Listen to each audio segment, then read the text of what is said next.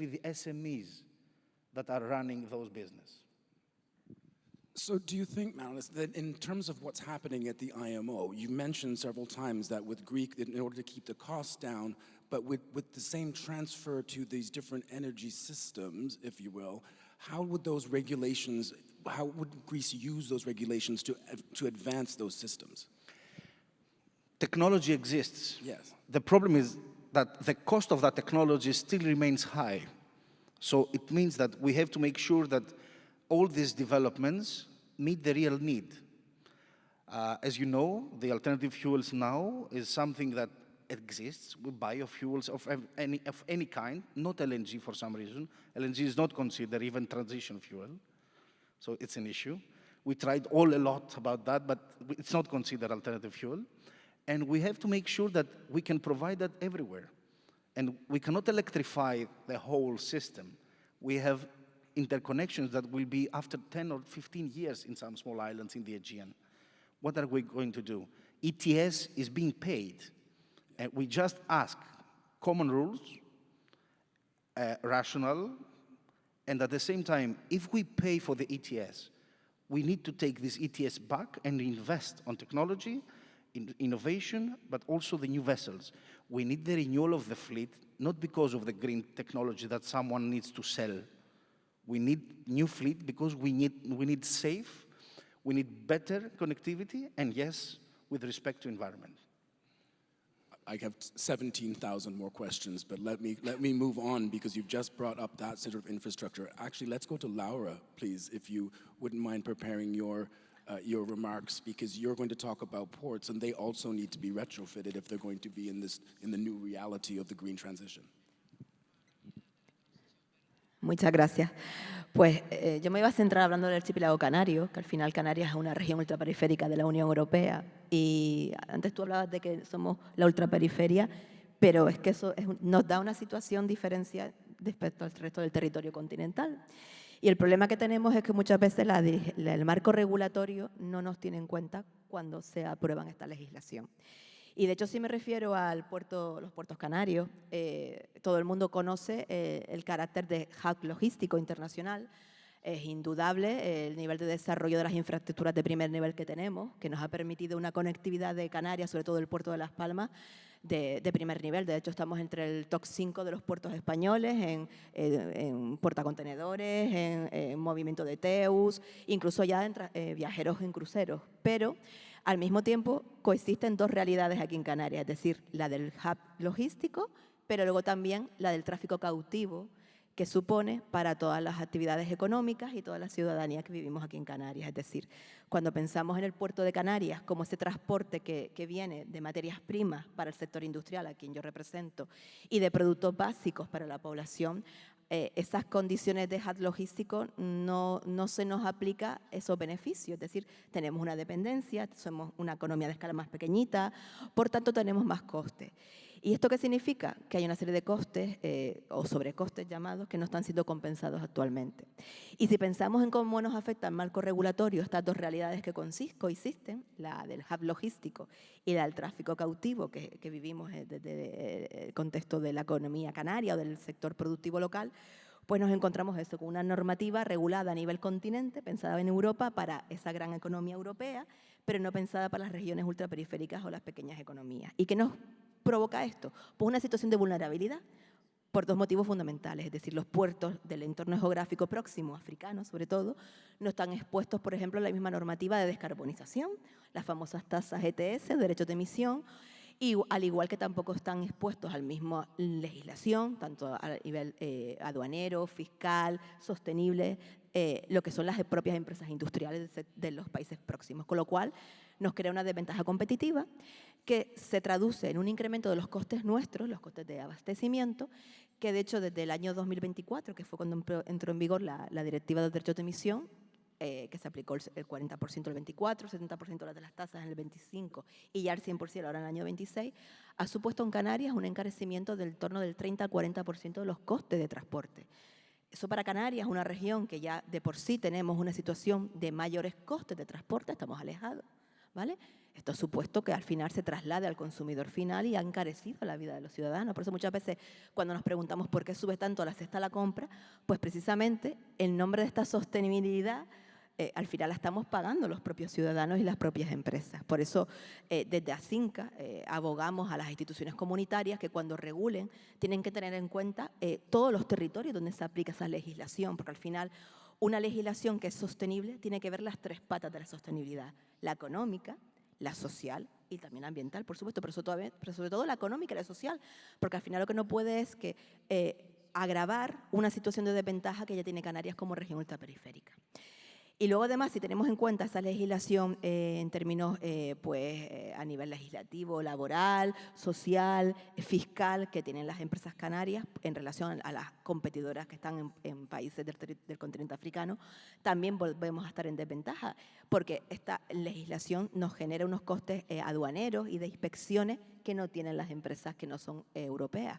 Y volvemos otra vez a reclamar, regulemos, tiene que haber unas reglas de juego, pero para todos.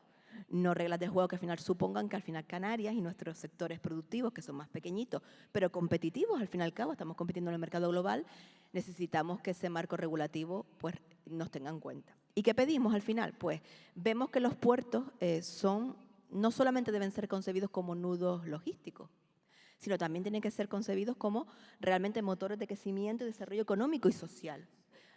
Todo lo que tiene que ver con la energía eólica marina, los biocombustibles, las reparaciones navales, la cadena de valor. Es decir, hay una importante oportunidad para Canarias para desarrollar economía, crear empleo, innovar, y lo que no puede ser es que quede un poco en entredicho o que no lleve los ritmos adecuados, porque al final hay una legislación, una carga burocrática excesiva que lo que hace es limitar esa actividad económica. Por tanto, lo que pedimos es, tenemos un gran reto, tenemos una gran oportunidad y la administración tiene que ser un motor de desarrollo y no puede ser una barrera más que imposibilite este desarrollo económico que tiene Canarias.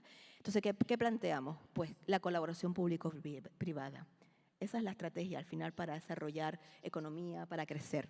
Y realmente es posible. De hecho, aquí en Canarias tenemos grandes ejemplos de desarrollo de proyectos ya de colaboración público-privada en las energías renovables, en todo el sector productivo, industrial incluso. ¿Y qué pedimos? Pues primero, ir de la mano, pensar con visión, planificando en el largo plazo e invertir juntos, tanto el sector privado como público, en mejores infraestructuras, cualificar el talento, porque eso es algo que sí que estamos viendo que se nos estamos quedando un poco atrás, es decir, las empresas tienen unas necesidades formativas que no están siendo cubiertas actualmente. Aquí en Canarias por lo menos tenemos mucha carencia de mejorar el talento.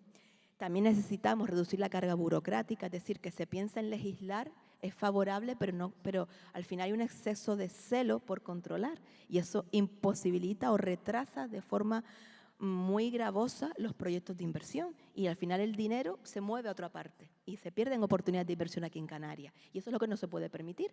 Ahora mismo tenemos una oportunidad estratégica para invertir los fondos Next Generation para desarrollar energías renovables. Pues se están perdiendo porque precisamente se ha demorado tanto las inversiones, las autorizaciones ambientales, las licencias de obra, que vamos a perder muchísimos, más de 300 millones de euros en Canarias, que generarían mucha más inversión privada y mucha creación de puestos de trabajo. Por tanto, ¿qué pedimos nosotros? Que se escuche al sector empresarial, que se legisle con nosotros, pero promoviendo la inversión y, sobre todo, teniendo en cuenta que las regiones ultraperiféricas tenemos una escala productiva y unos condicionantes que tienen que estar recogidos en la normativa. Gracias. Yes, this sounds familiar, actually, Laura, in terms of a just and equitable transition and how we need to do this. And I do appreciate this notion that we're trying to put in more and more red tape, not less. But I think one of the goals, for example, of the IMO is to sort of synchronize and not have this patchwork of ETSs all over the world, because that's what's happening, and it simply won't work for the industry. But let's move on to Thomas now, because you're going to talk marinas with us. So how does it fit in? Muchísimas gracias. Bueno, la verdad es que es muy interesante el tema de las ETS y todo el tema de lo que es el coste de los combustibles afecta a toda la cadena de valor, afecta no solamente al tráfico de la marina mercante, pero también afecta a nuestra principal vía de desarrollo económico, que es el turismo. Al final las islas, excepto, no sé si habrá alguna excepción, pero yo creo que a nivel internacional, yo creo que uno de los mayores sectores económicos en los cuales las islas se desarrollan es el sector turístico. Y el papel del mar y las excursiones y la apertura al mar de las islas como forma de complemento a la cadena de valor del destino turístico, sin duda en las actividades náuticas, las actividades de transporte de pasajeros o de turismo a través de la navegación y el uso de los barcos recreativos por parte de los ciudadanos como forma para tener una buena calidad de vida y disfrutar del mar por parte de las personas que vivimos en islas. Y obviamente el tema del combustible también al final afecta al precio y a la competitividad del destino, tanto en el transporte terrestre como en el transporte marítimo, las excursiones que conllevan. Por lo tanto, es algo que es transversal a todos los usos portuarios y es importante tenerlo en cuenta. Yo, bueno, con respecto al factor de desarrollo, el turismo, yo llevo el puerto deportivo de los Gigantes en Tenerife, que es la isla de enfrente, si habéis estado en la isla. Los puertos deportivos y las marinas en España, pues nosotros representamos en la federación a unas 150 de muchos tipos, concentrados en el tema de la navegación, concentrados en grandes yates, concentrados en usos recreativos particulares o excursiones que se dedican a los turistas que llegan al destino como parte de la oferta de ocio complementaria que se desarrolla. Ahí, obviamente, hay muchísimas familias, muchísimos trabajos, muchísimo valor añadido, que no solamente es importante en términos cuantitativos, en términos de peso económico, en términos de trabajo, en términos del efecto multiplicador de esa actividad económica dentro del resto del destino, sino también en términos cualitativos. Es decir, hay que ver que a la hora de la cadena de valor que conlleva un destino turístico, como puede ser Canarias u otros muchos, como puede ser también en Grecia y las islas griegas, en la parte de cómo se disfruta del mar, cómo se pueden hacer charter, cómo se pueden hacer otro tipo de ofertas abiertas al destino turístico, son fundamentales para poder competir. Y ahí es muy importante también todo lo que es las regulaciones que afectan especialmente a los países europeos en términos de relaciones laborales, en términos de protección del medio ambiente. Ahora, con que se está haciendo con la directiva Hábitat de hace años, con los lugares interiores comunitarios, las zonas de especial conservación, los planes de ordenación del espacio marítimo, toda esta legislación de protección del mar que está impulsando Europa, está afectando mucho y va a afectar mucho a cómo se regulan las actividades turísticas en el mar, que parten de los puertos deportivos y que pueden afectar, si no hay una buena colaboración público-privada, si no somos capaces de ir de la mano y conseguir que los reguladores entiendan la dinámica, la idiosincrasia y las necesidades de las empresas, puede haber muchas afecciones que no van a mejorar la conservación, pero lo que van a hacer es afectar de forma negativa a las empresas que desarrollan su actividad en el mar. Desde los puertos deportivos, así como la actividad recreativa de las personas que disfrutan del mar. Yo siempre me gusta un poco transmitir que los puertos deportivos son mucho más que simplemente, como dicen, aparcamientos de barcos. La idea es que realmente sean un hub de actividades donde se desarrollan actividades comerciales, de restauración y de excursiones turísticas. Es una entrada muy importante de turistas de alto valor añadido, donde puede haber navegantes, puede haber grandes yates que cada vez están siendo un factor de crecimiento económico muy importante, no solo por el valor añadido que traen la propia dinámica de consumo de los grandes yates, sino también las necesidades industriales de mantenimiento, de todo tipo de valor añadido que hay que aportar en términos de mecánica, en términos de aire acondicionado. Hay muchos países, hay una oportunidad grande en Canarias, por ejemplo Baleares y Palma de Mallorca tienen un desarrollo impresionante de astilleros y de refit de grandes yates que tienen que competir con otros puertos y otros destinos en Mediterráneo.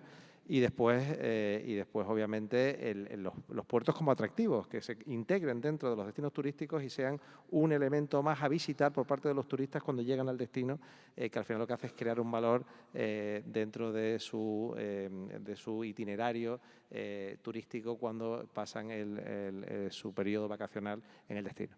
Al final eso es integrarse, colaborar con el resto de agentes que intervienen en el destino turístico e ir de la mano de la administración realmente para poder conseguir ser competitivos y llegar a integrar y a llegar a lo que es la marca del destino que llega al turista y poder competir tiene que ser integrado e incorporarse de forma planificada y coordinada. Eso es un poco el valor. Thank you so much, Thomas. I like the idea, the life of a port, and bringing in the life of a port. And your focus here in Spain, that's really, really interesting and key, I think. But if we move in and look at what Branson, for example, what countries in the Caribbean, for example, experience in terms of tourism, loss of economic growth when weather hits, storms hits, and these are all part of that as well. I don't know if you wanted to respond quickly to that before we move on to Adelina. Yes, so as you mentioned, the vulnerability to climate impacts is a real thing. In our ports, for example, in St. John's Harbour, we can host 5 Oasis-class cruise liners. These cruise liners, they come, they have waste. They would like us to dispose of their waste, as we heard in the previous session. Waste disposal in island nations is a big issue. We typically landfill our waste, and so this extra waste from 5,000 passengers plus 2,000 crew per boat, every day in the season is something that we struggle to deal with. And if we think about, for example, shore power, these cruise liners can require up to 10 megawatts. In Antigua, our capacity is 80 megawatts, and the peak demand is around 50 megawatts. So if you have 10 vessels, that's 50 megawatts. There's no space in the grid to support shore power. So it means that these cruise liners are running their generators while they're in the harbor, which environmentally is not a good thing. It's not a good look to see black smoke billowing over your town. So that is just one issue I want to touch on. I would like to comment on what Laura said about capacity building. And it's something that we see actively in the Caribbean. The governments are very focused on building infrastructure, right? When you build something, it's something you can take pictures of, you can put it in your manifesto, it gets you elected for the next cycle. However, capacity development hasn't kept up to speed with the infrastructure development. So if you think of the Port of St. John's, for example, it has around 300 workers. We have a nice, shiny new port with new cranes to offload containers, et cetera, et cetera. There are around 300 workers. 10 years ago, only the port manager had a university degree. Now we have around 10 port workers with a university degree, thanks to the benevolence of the Nippon Foundation and World Maritime University. They provide scholarships for our nationals to go to Sweden to study port management, logistics, et cetera, et cetera. And as you transition to new fuels, the type of work that you will see in a port will change. You need control engineers, you need a different type of skill rather than just manual labor. And so I think capacity development needs to catch up to the infrastructural development that we see in ports in island nations. Exactly, and a shout out to the Caribbean Shipping Lanes project, because there's a whole bunch of other sort of training that needs to be done, not in terms of seafarers, in terms of port workers, in terms of negotiators. It doesn't end there. Now, Adelina, on to you. I'm very aware of time as well, so if you could keep it. Muchas gracias. Pues vamos a ver, estoy completamente de acuerdo con lo que se ha hablado aquí. O sea, Laura, yo creo que la parte esta de procedimientos administrativos, estoy completamente de acuerdo. Estamos desde el Clúster Marítimo de Canarias, hay que simplificar todos los procedimientos administrativos para poder ir más rápido en todos estos temas de desarrollo de energías renovables. Tomás, trabajas con marinas deportivas. A mí me gustaría centrarme en los puertos de interés general. Los puertos de interés general, que son los que gestiona puertos del Estado, como infraestructuras críticas en las islas, que tienen que ver con todo lo que es energía, movilidad y resiliencia. ¿Y qué es lo más importante en un puerto de interés general en una isla? En una isla que tiene un tamaño reducido y está acotada, que no puede crecer, pues el espacio portuario. Entonces, ¿qué es lo que defendemos nosotros? Que el espacio portuario se destine únicamente a actividades que tienen que ver con las actividades que se desarrollan en el puerto. O sea, no podemos perder ni un metro cuadrado de espacio del puerto para otra actividad que no sea la que allí se desarrolla. La que tiene que ver con el hub energético que conformamos aquí en el puerto de Las Palmas. Somos el segundo puerto de España en bunkering, con más de 2,3 millones de toneladas suministradas en 2024. Y tenemos una capacidad de almacenamiento cercana a los 500.000 metros cúbicos de combustible. Los barcos llegan aquí en escala para que se les suministre ese combustible. Además tenemos un ecosistema industrial que genera valor y puestos de trabajo de alto valor. Albergamos un potente polo de reparación naval. Estos son facturaciones elevadas y hacemos también, en las empresas de reparación naval, los astilleros y los talleres auxiliares, un uso intensivo de este espacio, por eso no lo podemos perder. Asticán alcanzó un volumen de negocio que superó los 100 millones de euros anuales solamente en el puerto de Las Palmas. Y cada proyecto, además, que se hace en el sector de la reparación naval, activa toda la cadena de valor, ingeniería, metal, pintura, logística. Entonces eso no se puede perder por otros proyectos que no tengan que ver con el espacio portuario. El empleo intensivo y altamente cualificado también es fundamental y además tiene un efecto tractor. Movemos entre 600 y 700 en este sector solamente de la reparación naval de profesionales al año. Y después muy importante también también lo comentaste, el posicionamiento internacional en nichos de alto valor offshore y energías. Todo el desarrollo en plataformas offshore, buques perforadores y estructuras vinculadas a lo que son las energías marinas. Una cosa que nos preocupa muchísimo también al perder ese espacio portuario es esa competencia internacional creciente, es un riesgo real. Nosotros estamos muy cerca de África y los puertos africanos se están desarrollando muy rápidamente. ¿Qué es lo que ocurre? Que una vez que un barco se desplaza y llega a otro puerto, una compañía ya es muy difícil que retorne. Por lo tanto, nosotros tenemos que mantener ese papel de líderes en el Atlántico Medio en nuestros puertos. Entonces, resumiendo, o sea, el valor comercial de nuestro ecosistema industrial se basa sobre todo en el espacio portuario, si no, no podemos crecer, estamos restringidos. Actividades de bunkering, reparación naval, offshore, logística, suministro y servicios auxiliares. Entonces, nada, abogamos precisamente por eso. Es lo más básico, pero es lo más difícil de conseguir en islas. Thanks very much, Adelina. Yes, we only have a few minutes left, so I'm just going to keep the conversation going. But understanding, I think you bring something up that's really key, and that's when we think of decarbonization, when we think of changing our port structures, or globally, for example, a lot of the time we think of it stopping, or we're going to curtail economics. That's not what's supposed to happen here. It's about moving, creating new employment, new opportunities in green growth. Is that not working anymore? Okay, and new opportunities in green growth, new opportunities in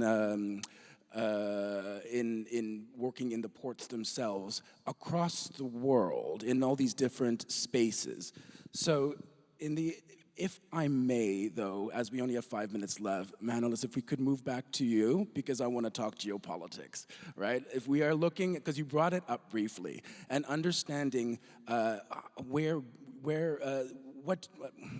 do you think we need to go forward in order to, for all of these island states that, for like yourselves, but the global community of people that are here, where do we need to move to go forward in order to understand how we can move this together in like public-private partnerships, for example, or what have you?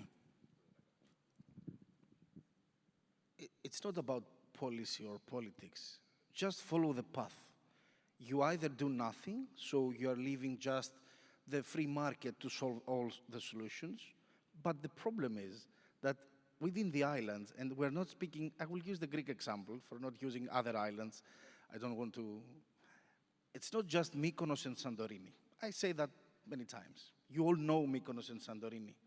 It's the two islands that they are very strong and we're very happy and very proud. We have to keep in mind that any kind of solution that we're discussing, either technological or innovation, has to meet the need of connectivity. And you cannot leave the market to work itself. You have to protect. You have to think of them.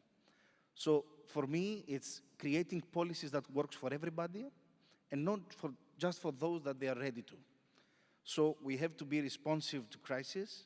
We have to create systems that they maintain the connectivity, no matter if they catch up with the technology or not, but giving equal access to the change. But the change needs to come because we need to serve the transportation, the essential services related to transportation, maritime transportation, but also aviation or other, in a way that makes sense and in a level of cost that everybody can follow. So this is the message. That's why we have to be very realistic. And as islanders we are, because we know from difficulties. I said that before. Let's keep it very rational. So the policy and the politics should move fast, of course, but they have to make sure that they look back and the islands are following. Because our worries is that sometimes, within the European family at least, we're putting so many rules that applies to Brussels, but not in Castellores or Island, which is 4 hours far from Rhodos. I mean, it's too far from the center of the decision making. So we have to make sure, because I'm listening very carefully, and I have many examples in Greece about your innovative solutions. I follow your ports, and you're doing great work. But we have 600 ports in the islands.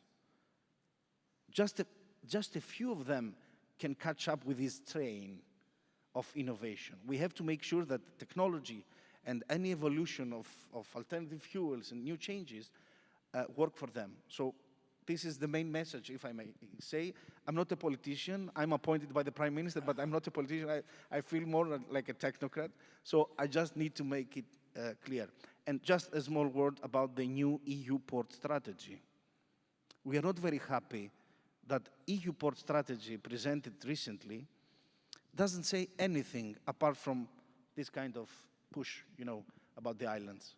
We would like more solid solutions, more solid political positions for that, so we can rely on that. So just the political comment that we need something more tangible. Yeah, if I could just comment to your previous comments about geopolitics, and that ties into your climate change comment earlier. We are on the front line of climate impacts, stronger hurricanes, sea level rise, et cetera, and so we're very keen to see a transition to cleaner fuels. However, we are in the backyard of a superpower, which exerts a certain pressure. And so with the conversations at IMO and stuff, it's all colored by that influence. And so perhaps I'd like to ask you a question. How do you think small islands can, everybody has one vote at IMO, right? And if we group together as a group of, say, 20, it's 20 versus 1, but that one is very powerful. So what are your thoughts on? Branson's turning the tables on me over here. But it's an important question, and it's actually one that we have been working on for over 5 years, and that is to create coalitions. That's the thing, right? So you create coalitions within the Caribbean first, in the Pacific first, amongst different African states to see who is aligned to work together. I think that the thing that we are looking for in 2026 that is understanding that big neighbor in all of our backyards, is that in order to move this forward, we need to build trust. And trust between countries, between industry. The nuts thing about this whole situation that happened in October is that industry was behind the transition. Industry was finally getting on board. And we're like, but then what has happened? So to very quickly answer your question, I think the understanding and talking to not just your friends, but those other countries that maybe are on the sidelines, or maybe they're just not thinking about it in the way that we are. If we just talk to the people that agree with us, then we're not going to get anywhere. We need to talk to everyone else. Adelina, I'm going to give you the last word, and then we'll have to wrap it up. Muchas gracias. Y después, escuchando ahora lo que estaban comentando sobre las políticas, creo firmemente y creemos desde el clúster de Canarias, marítimo de Canarias, que esas políticas tienen que estar consensuadas con las empresas, con el sector empresarial. O sea, es fundamental, ellos conocen el sector, ellos saben cuáles son las necesidades y por supuesto son los que mejor van a poder definir cuáles son sus necesidades o sus requerimientos para ir mejor, o ir en esa senda de transición energética, de mejora en la innovación en cuanto a los distintos sectores del espacio portuario, y creo que eso es fundamental. Voy a ser muy breve. Nosotros ahora estamos en la Unión Europea con la estrategia de las RUPs, por una parte, la estrategia Islas por otra, y nosotros por lo menos lo que hemos propuesto desde la Asociación de Estados de Canarias es que toda la legislación debería llevar previamente a su aplicación un pretexto para evaluar cómo va a impactar en la región. Eso ya nos llevaría a tomar medidas correctoras sobre los impactos negativos que va a causar, porque al final, tú lo dijiste perfectamente, es decir, en los despachos de Bruselas es donde se aprueban las medidas que se aplican en todo el territorio comunitario. Da igual si estamos en el centro de Europa o estamos en Rodas o aquí en Gran Canaria. Es decir, no tenemos la misma capacidad. Es decir, podemos tener una experiencia magnífica porque al final en las islas somos titanes en el mundo y tenemos ejemplos pioneros a nivel mundial en todos los sectores industriales, en energético, desalación, es decir, Canarias es relevante. Pero al final se nos aplica el mismo marco regulatorio. Si ese marco no se prueba, se evalúa previamente cómo va a impactar, al final siempre nos va a dejar en desventaja competitiva y eso es indudable. Thank you very much, and I think that's a wonderful way to end it. Look, I think we've discussed many, many things here today. I think the understanding for islands, the importance of ports, I think we all understand that. I think we just need to know how to move forward with whatever business model so that this concept of no one being left behind is, well, I hate using the concept no one left behind because we leave people behind all the time, right? We have to stop doing that. But in order to understand how the Canary Islands, Spain, Greece, Antigua, all of these countries and all of us together can move these things forward progressively, we're there. That's the last thing I'll say is when you're working on something as nebulous as climate change politics, that's me, when you're able to go into a marina, into a port, into a ship, and see the technical possibilities that are there, or the potential of them to be there, it gives me hope that we can move and decarbonize this world forward. But I'd like everyone to give a huge round of applause to this amazing panel. Thank you so much for being the last panel of this session.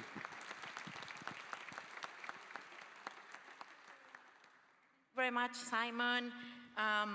Brandon, Manolis, Tomas, Laura, and Adelina for this inspiring session.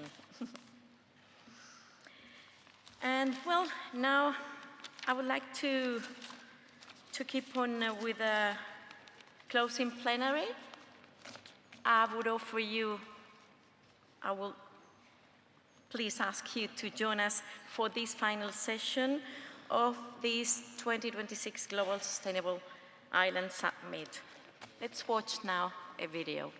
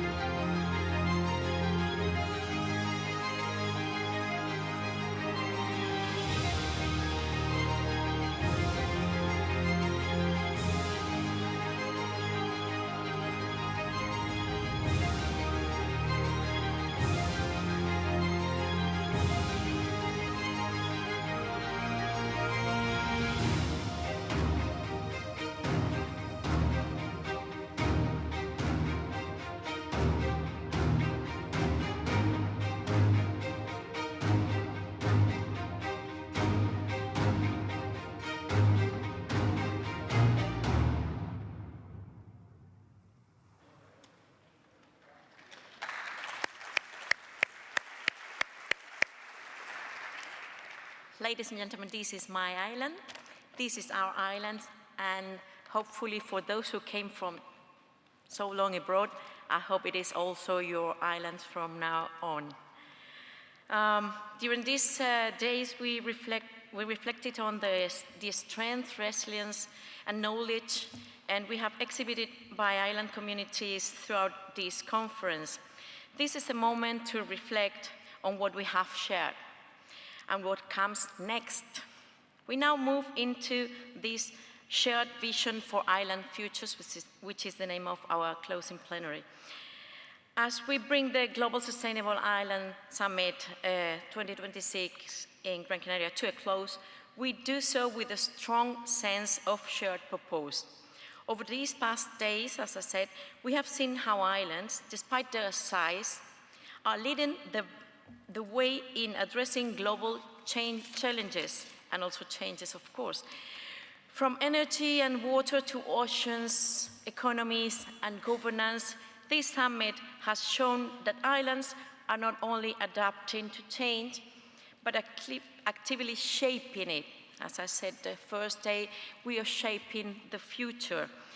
We have also seen the power of collaboration, how connections become partnerships and ideas become action. This is the true value of this initiative.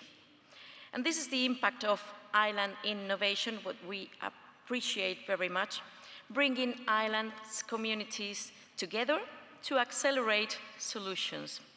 Here in Gran Canaria, this conversation has found a natural home, an island committed to sustainability and transformation. Today I was during the lunch speaking with a lady I met today, Irene. I don't know if you're here, Irene. Are you still here? Well, she was telling me that it was her first time on a sustainability summit, and she said that her boss was insisting in trying to leave for their kids a better world. This is what we all are trying to do, and you with your works and your research are working hard on that, and it makes me proud to see that the humanity, the mankind, is not that destructive as we think. We are really constructive people, and we must be proud of ourselves in that sense. Now let me introduce you the institutions here with us. Let me present Mr. Raúl García Blin, Councillor for Environment, Climate, Energy and Knowledge from Cabildo de Gran Canaria. Mr. Raúl, join us on stage. Thank you very much.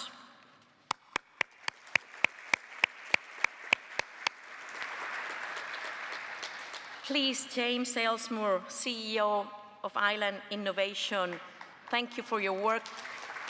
Come on stage.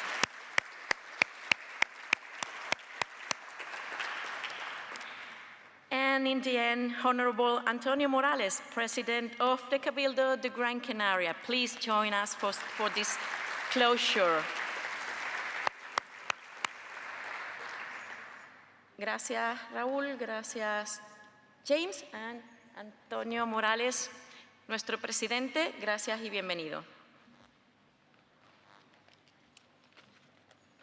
Mr. Raúl, are you using the podium or you just stay on your chair? Please, go ahead.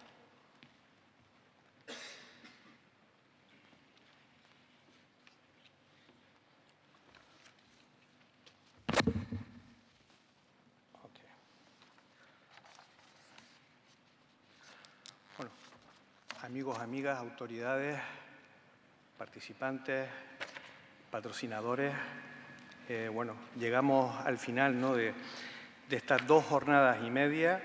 Y bueno, yo agradecerles a todos la participación, yo creo una participación muy activa y bueno, y también por supuesto agradecer tanto a Island Innovation, al equipo de James, que ha hecho un trabajo fantástico, maravilloso, también por supuesto al equipo de Infecar y del Cabildo de Gran Canaria, Elena, Vicky, muchísimas gracias por hacer todo también mucho más fácil, ¿no? Porque detrás de todos estos de eventos de este tipo, pues siempre hay también equipos, ¿no? Equipos que trabajan muchas veces en la sombra para que todo salga bien, ¿no? Y yo creo que bueno, una de las primeras conclusiones que podemos sacar es que ha sido, creo que, un evento muy productivo. Como mi primera intervención en este summit fue en español, pues voy a pasar a leer también pues, unas palabras en inglés, ¿no? We come to the end of these days of work within the framework of the Global Sustainable Island Summit here in Gran Canaria.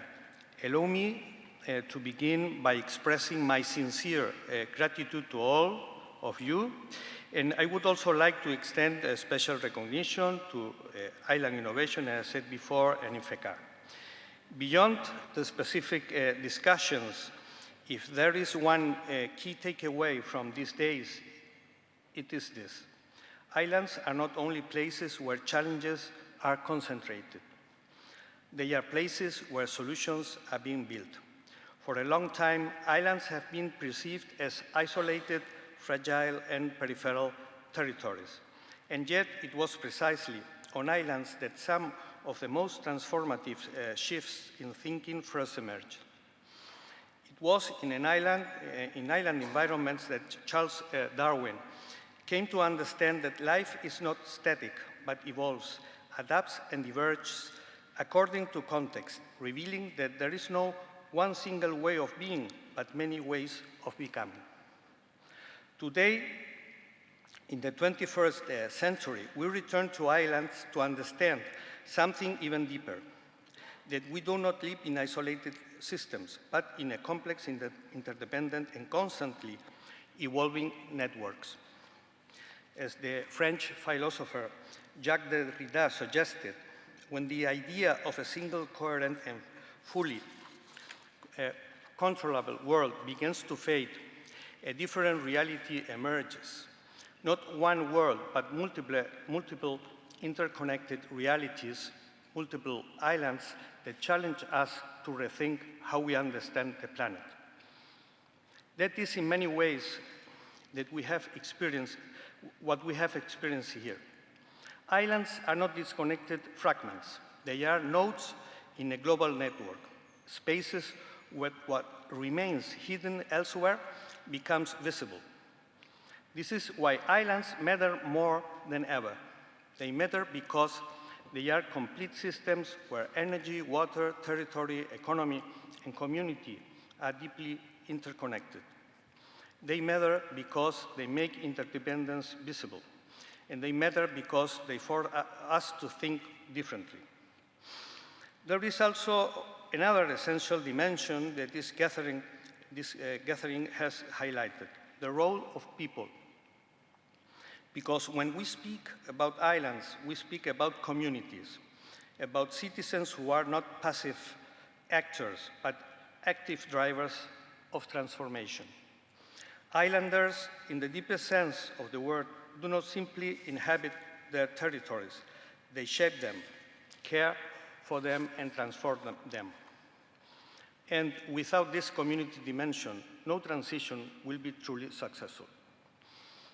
In this context, when we speak about the energy transition, we must do so from this integrated perspective. It is not only about changing energy sources, but about building more balanced, resilient, and context-aware systems. In this process, technologies such as geothermal energy represent a strategic opportunity, not only because they are renewable, but because they provide something essential for island systems, stability. But beyond any specific technology, what matters most is the underlying logic that needs to combine innovation with balance, sustainability with security, and ambition with realism. Gran Canaria is committed to continuing to play an active role in this process, not only as a host, but as a territory that embraces innovation, drives transformation, and contributes to building solutions that can be shared with other islands around the world. We aim to be a place where ideas become projects and where projects generate transferable knowledge. Allow me to conclude with one final reflection. For too long, islands have been seen as the margins, but we have witnesses over these days is exactly the opposite. Islands are not the margins of the world. They are the places where the world is being redefined.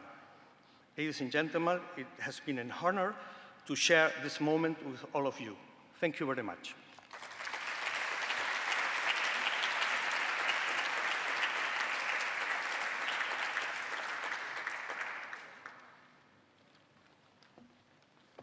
Mr. Ellsmore, it's just your turn. Give us your perspective. First of all, thank you very much for this initiative and for your work during these years. And please join us summarizing everything of these intensive 3 days.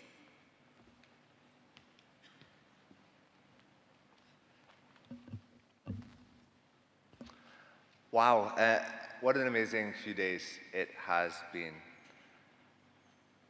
Solo para comentar algo en español, no podría haber habido un mejor anfitrión que Gran Canaria para realizar un evento así. Y muchísimas gracias para esta isla, the perfect location for an event like this. I really hope you are all leaving feeling inspired, with new connections, with new energy to move things forward, whether you're here or you're going many hours to back home with new projects. This, for us at Island Innovation, is really more than an event. If this is the first time you've interacted with Island Innovation, this is one moment for us where we get to gather our global community together.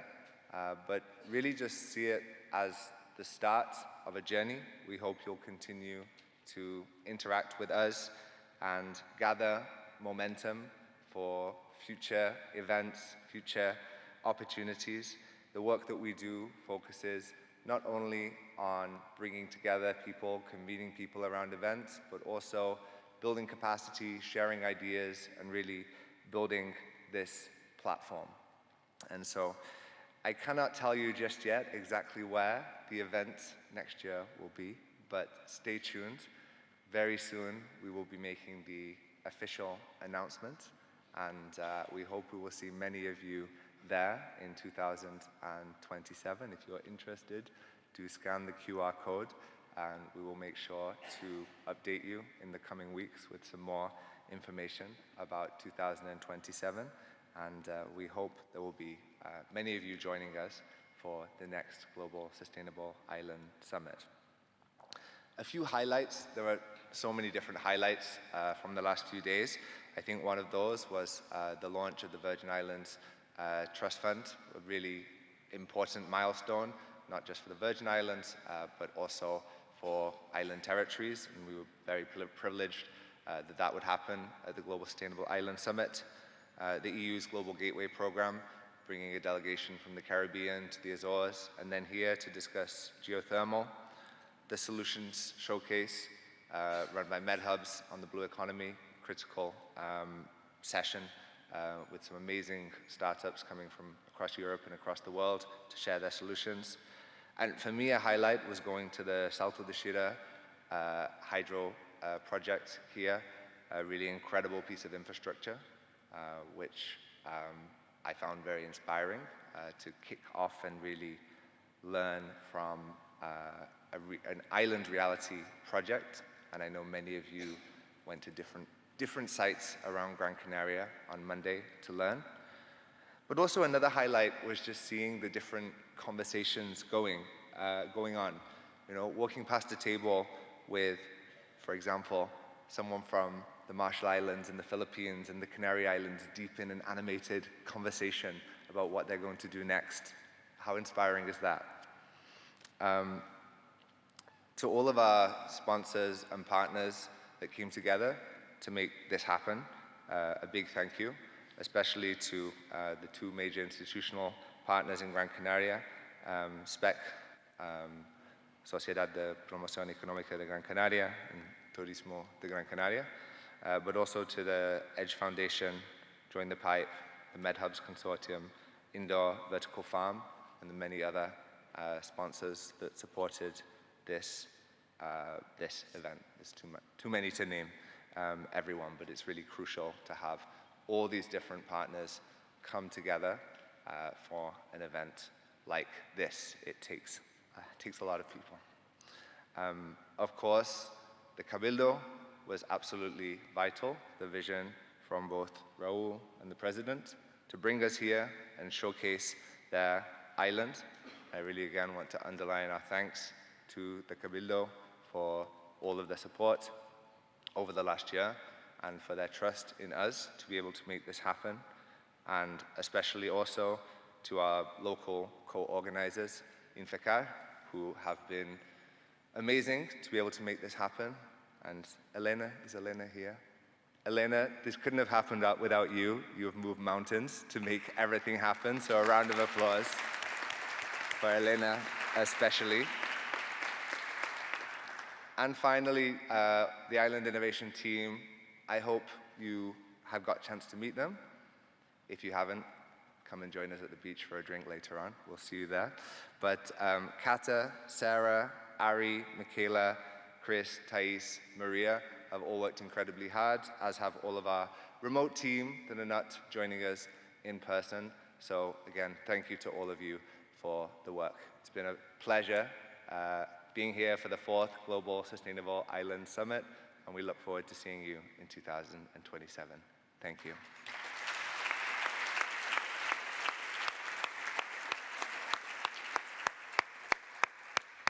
Thank you very much, James. Now it's turn for our president.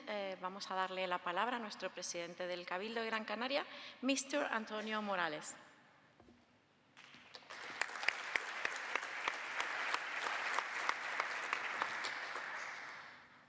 Buenas tardes. Llegamos al final de estos días intensos de trabajo en el marco de la Cumbre Global de Islas Sostenibles 2026 aquí en Gran Canaria. Han sido jornadas de intercambio y reflexión, sobre todo de una construcción colectiva. Jornadas en las que las islas del mundo han vuelto a encontrarse no solo para compartir sus desafíos, sino para avanzar en soluciones concretas. Permítanme comenzar trasladando un agradecimiento sincero a todas las delegaciones del Caribe, instituciones de diferentes países e islas, a las organizaciones internacionales, a los expertos, a los ponentes y muy especialmente a Island Innovation por su compromiso con este espacio global de cooperación entre territorios insulares. Quiero también reconocer el trabajo de todas las instituciones, equipos que han hecho posible este encuentro, así como la implicación de quienes desde distintos ámbitos han contribuido a enriquecer los debates y a elevar el nivel de este foro.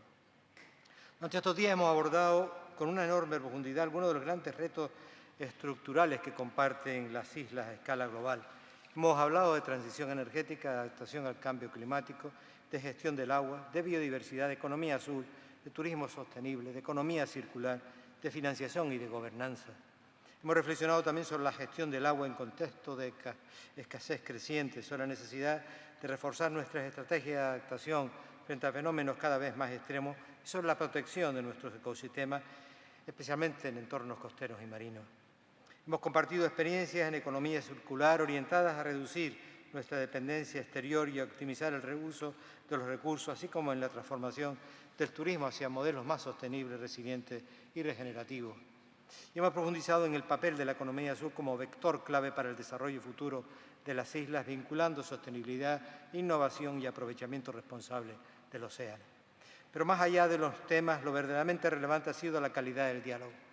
Hemos constatado que aunque nuestras realidades sean diversas, existe una base común muy sólida, una comprensión compartida de los desafíos y una cada vez más visión compartida sobre el camino a seguir. Se ha puesto de manifiesto que las islas no solo están en la primera línea de los impactos del cambio climático, sino también en la primera línea de la innovación y la acción, como dije en el mensaje de reflexión de este Congreso. Que por tanto no somos territorios pasivos, sino territorios activos en la construcción de soluciones. En este contexto más amplio, uno de los debates que ha adquirido especial relevancia a lo largo de estos días ha sido el de la seguridad y la soberanía energética en sistemas insulares. Hemos avanzado mucho en energía renovable, especialmente en tecnologías como la solar o la eólica, pero también hemos sido conscientes de que la transición energética en territorios insulares no puede sostenerse únicamente sobre fuentes intermitentes. Y es aquí donde cobra especial importancia el papel de la energía firme. La geotermia, en este sentido, representa una de las grandes oportunidades estratégicas para las islas. Una fuente renovable, gestionable, constante, capaz de aportar estabilidad a nuestros sistemas energéticos y de complementar el desarrollo de otras tecnologías. Pero también sabemos que su desarrollo no está exento de retos, requiere inversión, conocimiento técnico, marcos regulatorios adecuados y una gestión del riesgo asociadas a las fases iniciales de explotación. Precisamente por eso este foro ha sido tan relevante, porque ha permitido compartir experiencias, identificar barreras comunes y sobre todo avanzar en la construcción de un enfoque colectivo. Si hay una idea que emerge con claridad estos días es que la transición energética en las islas necesita combinar ambición con realismo y que sin soluciones que aporten firmeza y estabilidad al sistema, esa transición difícilmente podrá consolidarse. Dicho de otra manera, sin energía firme no hay transición energética plena en territorios insulares. Pero más allá de la energía, este encuentro ha reforzado otra convicción fundamental. Las islas son espacios donde los grandes retos globales se manifiestan antes, pero también donde las soluciones pueden desarrollarse antes. Somos territorios de escala manejable, con capacidad para innovar, para testar soluciones y para trasladar aprendizaje a otros contextos. Y eso nos sitúa en una posición estratégica en el ámbito global. Esta edición de 2026 ha sido, en este sentido, mucho más que un foro de debate. Ha sido un espacio de conexión entre territorios, de generación de conocimiento compartido y de construcción de alianzas. Y ese es precisamente el principal valor que debemos preservar y reforzar. Porque los retos que afrontamos no pueden resolverse de forma aislada, requieren cooperación, coordinación y una visión común. De cara al futuro, el camino es claro. Debemos seguir fortaleciendo esta red de territorios insulares, profundizar en el intercambio de conocimiento, impulsar proyectos conjuntos y avanzar en marcos que faciliten la implementación de soluciones en nuestros territorios. Gran Canaria quiere seguir formando parte activa de este proceso. No solo como anfitriona, sino como territorio comprometido con la transición energética, la adaptación al cambio climático y la construcción de un modelo de desarrollo más sostenible y resiliente. Queremos ser un espacio donde las soluciones no solo se debatan, sino donde se implementen. Un territorio que contribuya a generar conocimiento útil para otras islas del mundo. Permítanme terminar con una reflexión. Durante estos días hemos comprobado que a pesar de nuestras diferencias geográficas, culturales o económicas, compartimos algo esencial, la voluntad de avanzar, la voluntad de transformar nuestros territorios y la convicción de que las islas no son el problema del futuro, sino parte de su solución. Señoras y señores, ha sido un honor compartir estos días con todos ustedes. Les deseo un buen regreso a sus territorios. Espero que en este encuentro marque un punto de inflexión en el camino que estamos construyendo juntos. Nos veremos en nuestros foros, nos veremos en otros lugares del mundo, pero consideren que siempre tienen las puertas de esta isla abiertas para trabajar juntos, para avanzar y también para disfrutar lo que nuestro clima, nuestra gastronomía y nuestra cultura les ofrece. Muchísimas gracias.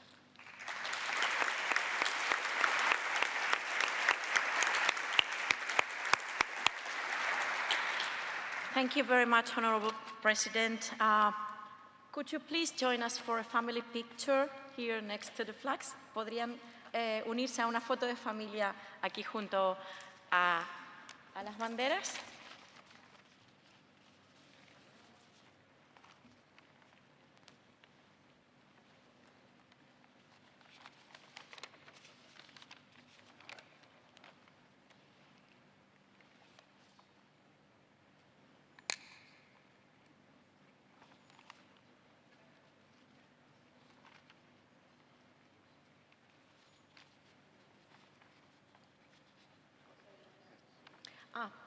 Otra adelante para que se vea, another one in front of so you can see the logos and everything.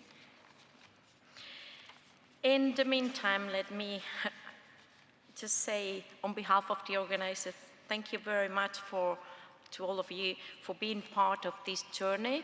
Thanks also to the sponsors to make this possible too. Thanks to the expositors who were here showing the very best of their works. You leave inspired, but above all, ready to act, because the future of island sustainability will be built together. Thank you, Mr. President. Thank you, Mr. Ellis-Moore, and thank you, Councillor. Have a nice evening. And to you,